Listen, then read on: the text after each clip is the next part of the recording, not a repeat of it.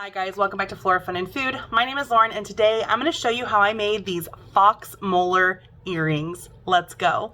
Okay, these are the fox teeth I'm going to be using. They have really long roots. These are just little pointy incisors. I have some molars, I have some canine like fangs, but I really like the shape of these.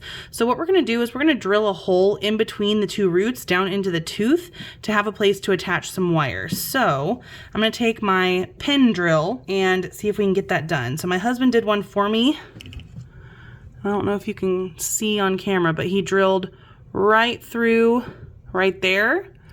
And this one was actually hollow inside. Some of them have not been, so we'll see if this one is easy. If they're hollow, they're a little bit easier, but we'll see. So, and I'm just gonna go straight down, going nice and slow, because we don't wanna break our drill bit. So my husband kind of showed me, if you drill a little bit of a groove, kind of following the natural groove in the tooth, it helps the drill bit kind of find space to throw out the dust that it's collecting and go through the tooth better. So it's just a little bit tedious. So now you can see there is a hole down into the tooth, which is where we're going to glue our wire into.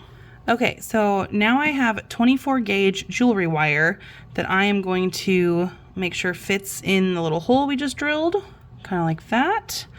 And I'm gonna cut off just a piece to make it easier to work with. Okay, so then I'm gonna take this quick setting epoxy, and you have to do equal parts of both.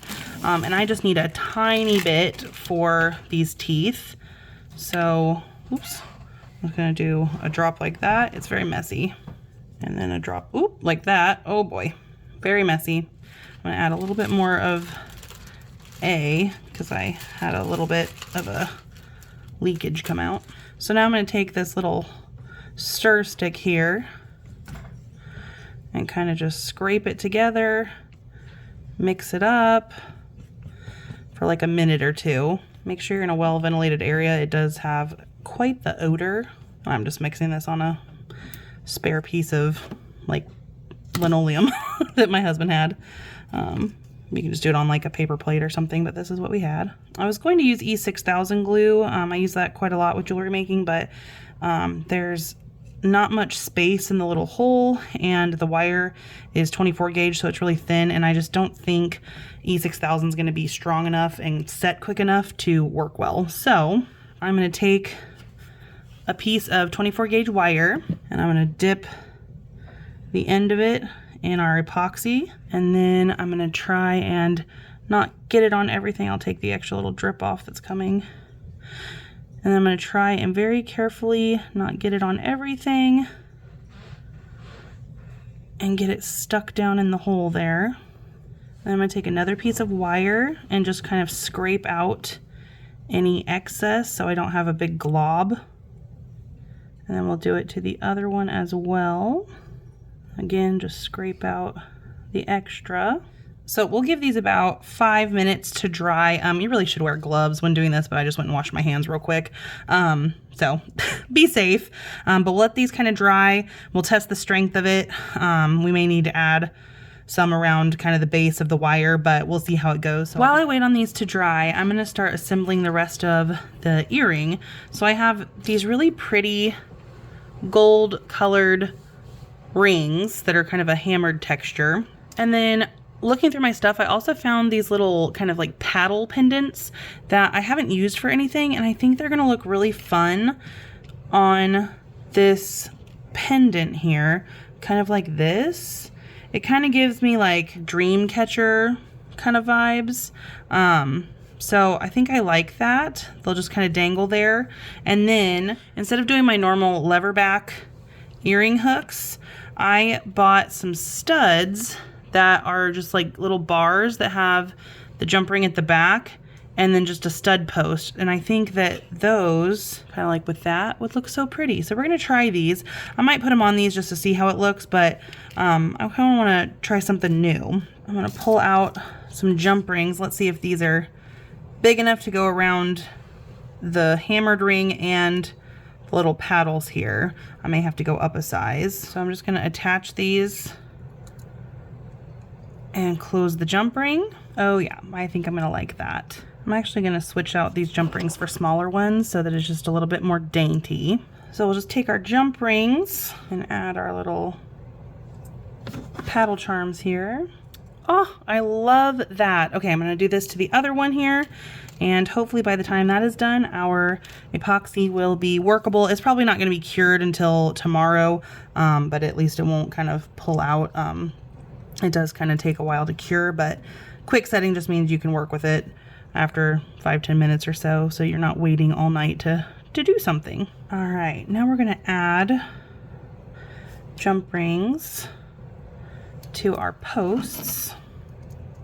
Okay, this is still a little tacky where I mixed my resin, but it feels pretty solid, so I'm just going to assume that these are kind of okay to work with now. So what we need to do is we need to cut this wire and create a loop to sit kind of right in the middle of our circle here. That's kind of where I want it.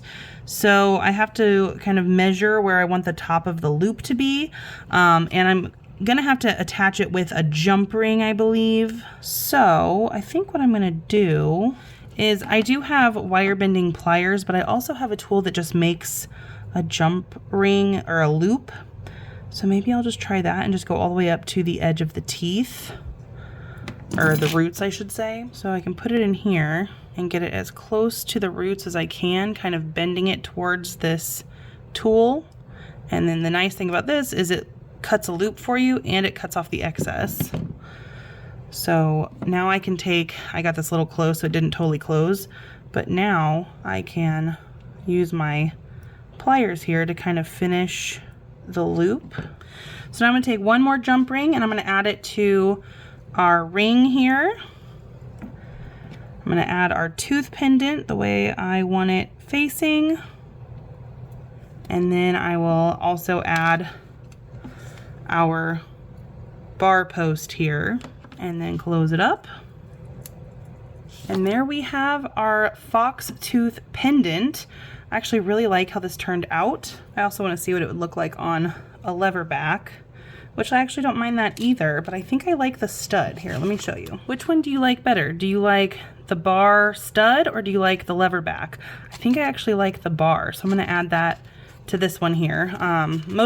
Pretty much all of my earrings I put on these lever backs just because they're pretty and they're easy and they're secure, but I think I actually really like the look of this bar. All right, here is our final product. I really love the look of these studs that I bought, so I'm gonna have to start using them more.